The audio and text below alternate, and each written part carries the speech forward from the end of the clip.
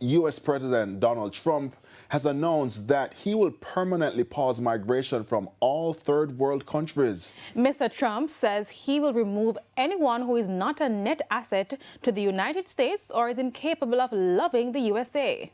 Now, joining us to discuss the situation is Erwin Clare. He's the managing director of the New York-based Caribbean Immigrant Service. Thank you so much for joining us, Mr. Clare. Good evening. Thank you for having me. All right, now, Mr. Clare, could you tell me which countries, this latest policy, which countries are expected to be impacted? Your guess would be good as mine.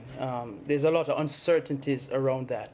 As you know, the whole third world usage for countries, poorer countries, one of those geopolitical terms that terminologies that many times it's in the definition that we'd have to wait for on the president's part. The president made this comment right after the event, so I'm not certain sufficient thought was given into his response. So we'll just have to wait to see who are defined as such. You might recall earlier in the year, some 12 to 13 countries faced similar situation where bans were made, primarily Muslim countries. So again, we'll have to wait to hear what their definition is on this particular situation. And Mr. Clare, I know there may still be some uncertainties, but can you say what is the timeline for when this is to take effect and possibly end? Well, you see, one of the things you learn in immigration today, especially in this administration and their response to situations of the sort, is that there is never any way one could predict. We have seen situations where a $100,000 fine was placed on H-1 visa holders, and they were implementing it within a 48-hour period.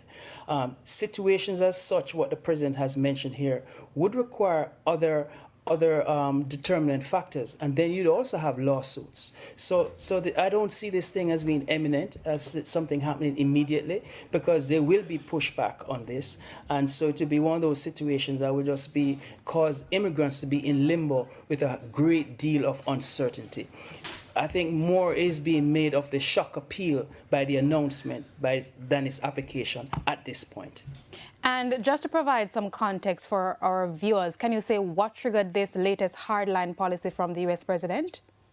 Well, the shooting of two guards, National Guards in Washington, and unfortunately, one passed away today. It was allegedly done by an Afghan immigrant who was part of the folks who left Afghanistan after the United States left Afghanistan, a person who worked with the United States CIA entities in Afghanistan and provided services to protecting this nation, and was granted refugee status just this year, vetted by the present administration. So obviously they feel somehow the vetting process may not have accomplished what it was intended to, but we still await the circumstances under what would have led this person to have committed these atrocities. Well, thank you so much, Mr. Clare. That's all the time we have. That was Mr. Erwin Clare, the Managing Director of the New York-based Caribbean Immigrant Service.